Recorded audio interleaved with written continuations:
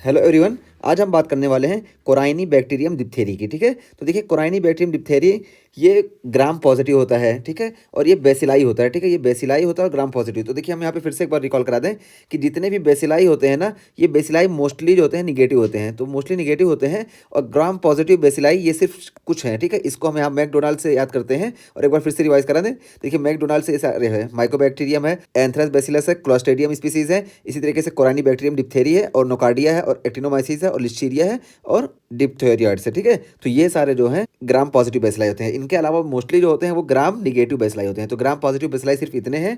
और इसमें से देखिए ये कोराइनी बैक्टीरियम डिप्थेरी, देखिए ये बेसिलाई है और ग्राम पॉजिटिव बेसिलाई है। ठीक है, तो इसके बारे में हम यहाँ पे बात करने वाले हैं और यही यहाँ पे देखिए दिखाया गया है। तो देखिए ग्राम पॉजिटिव जो ऑर्गेनिज्म है, देखिए इसमें कोकाई होते हैं मोस्टली और ब्रांचिंग फिलामेंट्स भी कुछ होते हैं और बेसिलाई। तो बेसिलाई में देखिए एरोबिक में हमारा कोराइनी बैक्टीरियम आता है। ठीक है, तो एरोबिक बैक्टीरिया ये कोरानी बैक्टीरियम है। अब यहाँ पे देखिए, तो देखिए बताया गया gram positive rods occurring in angular arrangements. तो ये ग्राम पॉजिटिव रॉड होते हैं और जब हम इसको स्टेन करते हैं ना, तो इसमें हमको एंगुलर अरेंजमेंट देखने को मिलता है। इसी को हम बोलते हैं चाइनीज लेटर या क्यूनिफॉर्म अपीयरेंस। ठीक है, तो देखिए चाइनीज लेटर या क्यूनिफॉर्म अपीयरेंस बोलेंगे। तो ये देखिए जब इसको स्टेन करते हैं, देखिए ये बहुत तेज डिवाइड होते हैं, तो इस वजह से देखिए एकदम अलग नहीं हो पाते बल्कि जुड़े रहते हैं। ठीक है, इस वजह से इसको हम चाइनीज लेटर अपीयरेंस या एंगुलर अरेंजमेंट बोलते हैं और इसी को हम क्यूनिफॉर्म अपीयरेंस भी बोलते हैं। ठीक है, तो क्यों होता है ऐसा, देखिए बता दिए हम कि ड्यू टू स्नैपिंग डिवीजन, तो बहुत तेज ये डिवाइड होते हैं, इस वजह से ये हमको एंगुलर अरेंजमेंट में या चाइनीज लेटर अरेंजमेंट में हमको दिखाई देते हैं। ये हुआ।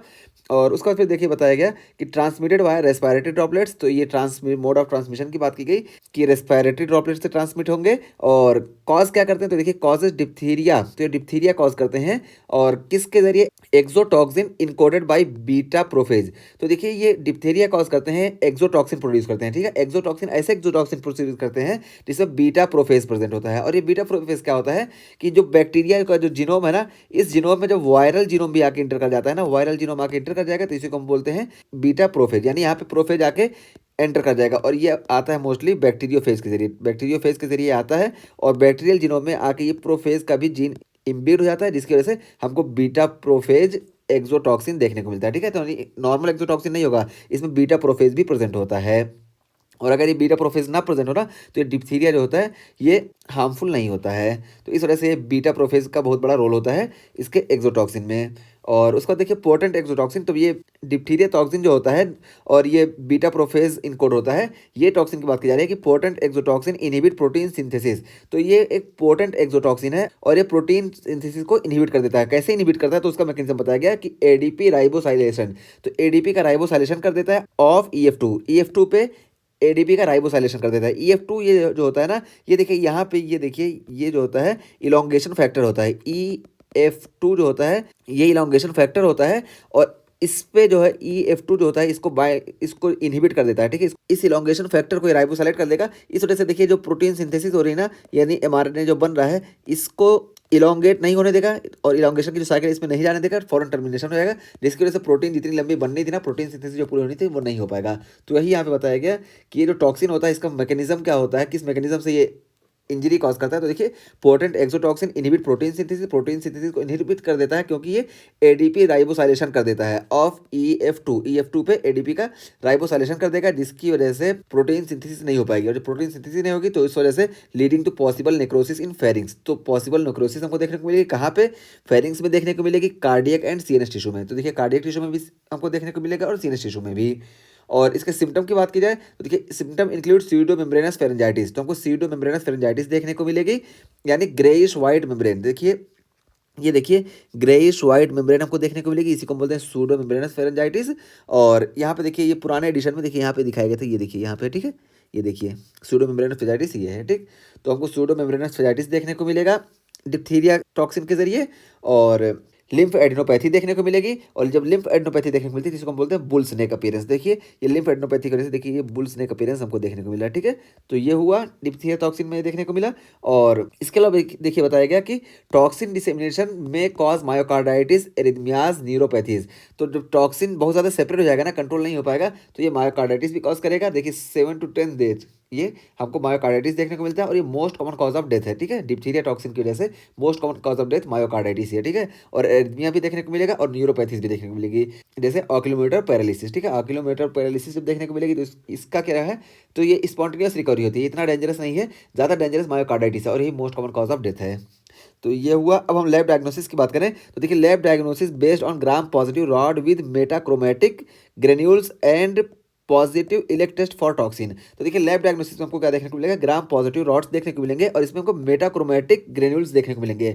और ये मेटाक्रोमेटिक ग्रेन्यूल्स क्या होते हैं, देखिए ब्लू एंड रेड ग्रेन्यूल्स होते हैं, इसी को बोलते हैं मेटाक्रोमेटिक ग्रेन्यूल्स। और उसके अलावा देखिए positive Elek test for toxin, तो हमको पॉजिटिव इलेक्ट टेस्ट देखने को मिलेगा। पॉजिटिव इलेक्ट टेस्ट कैसे करते हैं, देखिए ये जो होता है ना, तो यहाँ पे देखिए एक फिल्टर पेपर स्ट्रिप ली जाती है और इस फिल्टर पेपर स्ट्रिप पे यहाँ पे देखिए फिल्टर पेपर स्ट्रिप है और इस पे हम कोराइनी बैक्टीरियम डिप्थीरिया का एंटी टॉक्सिन डालते हैं, ठीक है। तो ये फिल्टर पेपर स्ट्रिप जो है देखिए ये ऑरेंज कलर वाली, इस पे हम कोरानी बैक्टीरियम डिप्थीरिया का एंटी टॉक्सिन डालते हैं। उसके बाद देखिए यहाँ पे नॉन टॉक्सिक कोरानी बैक्टीरियम डिप्थीरिया, तो कोरानी बैक्टीरियम डिप्थीरिया देखिए यहाँ पे एक हम इस पे लिए और यहाँ पे देखिए नॉन टॉक्सिक कोरानी बैक्टीरियम डिप्थीरिया, तो यहाँ पे देखिए ये लिए और ये लिए, ये यहाँ पे हमको पता है कि कुरानी बैक्टीरियम डिप्थीरिया का टॉक्सिन प्रेजेंट है और इसमें पता है कि नहीं प्रेजेंट है। इस वजह से यहाँ पे देखिए जब प्रेजेंट है तो यहाँ पे हमको प्रिसिपिटेट लाइन देखने को मिलेंगी, ये देखिए इस तरह से हमको लाइन देखने को मिलेंगी। तो ये तो हमको पता है कि यहाँ पे बैक्टीरियल टॉक्सिन प्रेजेंट है, ठीक है। डिप्थीरिया का टॉक्सिन यहाँ प्रेजेंट है, इस वजह से लाइन देखने को मिल रही है, यहाँ पे नहीं प्रेजेंट है, इस वजह से नहीं देखने को मिल रही है। लेकिन होगा क्या, जिस सैंपल को हम चेक करना चाहेंगे ना, जिसको हम आइसोलेट किए हैं, इसको हम यहाँ पे देखिए डालेंगे और जब यहाँ पे हम डालेंगे ना, तो अगर यहाँ पे देखिए ये अननोन भी है और अगर ये डिप्थीरिया टॉक्सिन यहाँ प्रेजेंट होगा तो यहाँ पे भी हमको ये प्रिसिपिटेन लाइन देखने को मिलेगी, ठीक है। प्रिसिपिटेन लाइन यहाँ देखने को मिलेगी और अगर ये अननोन जो है ये निगेटिव है डिप्थीरिया टॉक्सिन के लिए तो ये इस तरह रहेगा, यानी यहाँ पे लाइन नहीं देखने को मिलेगी, ठीक है। तो यही इसका टेस्ट है, इसी को हम बोलते हैं इलेक्ट टेस्ट। तो इलेक्ट टेस्ट के जरिए इसको हम चेक करते हैं। तो लैब डायग्नोसिस हो गई है और बहुत सारे डायग्नोसिस होती है, बस यहाँ पे मेन जो दो था ये बता दिया गया कि हम जब इसको देखेंगे तो हमको मेटाक्रोमेटिक ग्रेन्यूल्स देखने को मिलेंगे, यानी ब्लू एंड रेड ग्रेन्यूल्स देखने को मिलेंगे और positive Elek test for toxin, जब टॉक्सिन रहेगा तो हमको पॉजिटिव इलेक्ट टेस्ट देखने को मिलेगा। तो यहाँ पे अगर ये प्रिसिपिटिन लाइन बन रही है तो इसी को बोलते हैं पॉजिटिव इलेक्ट टेस्ट, ठीक है।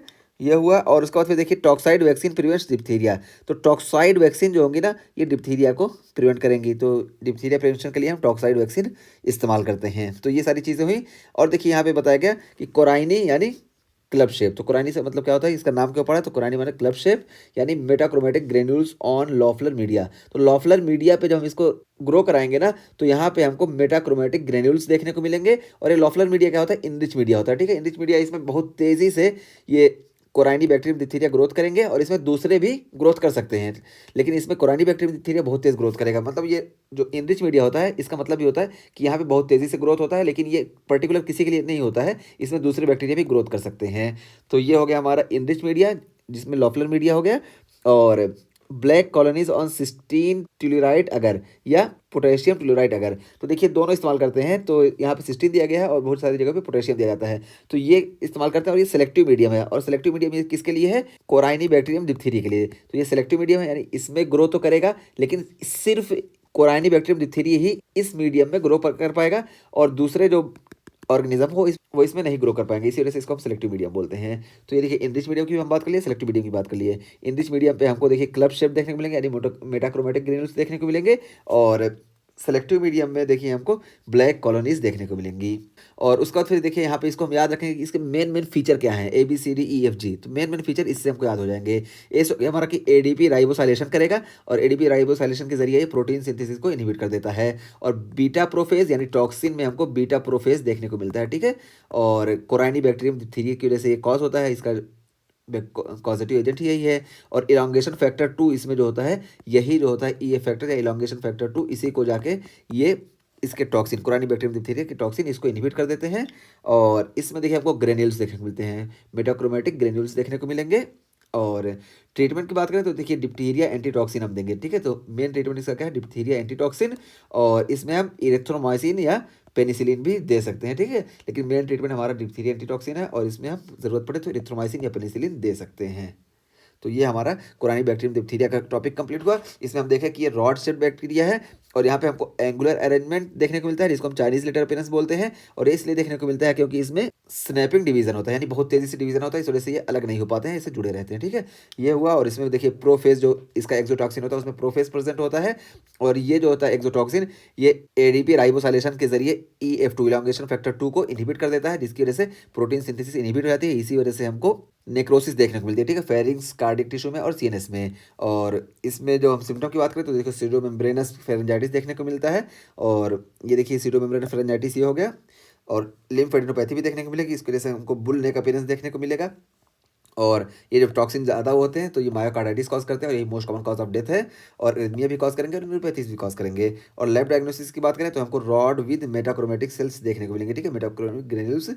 और इलेक्ट टेस्ट फॉर टॉक्सिन जो हमको पॉजिटिव देखने को मिलेगा, ठीक है, इसके टॉक्सिन अगर प्रेजेंट है। और वैक्सीन के जरिए इसको हम प्रिवेंट करते हैं। और इसको हम कॉर्नी क्यों बोलते हैं, क्योंकि क्लब शेप होता है। यहाँ पे हम मीडिया की बात करें तो इनरिच मीडियम में हम लॉफलर मीडिया यूज़ करते हैं, और सेलेक्टिव मीडियम में हम क्रिस्टलाइन टेलुराइड अगर यूज़ करते हैं। और ABCDEFG, इससे इसको हम याद रखते हैं कि ADP ribosylation, beta prophage, corynebacterium diphtheriae, elongation factor 2 और ग्रेन्यूल्स यानी मेटाक्रोमेटिक ग्रेन्यूल्स देखने को मिलेंगे। और ट्रीटमेंट की बात करें तो यहाँ पे डिप्थीरिया एंटीटॉक्सिन यूज़ करते हैं।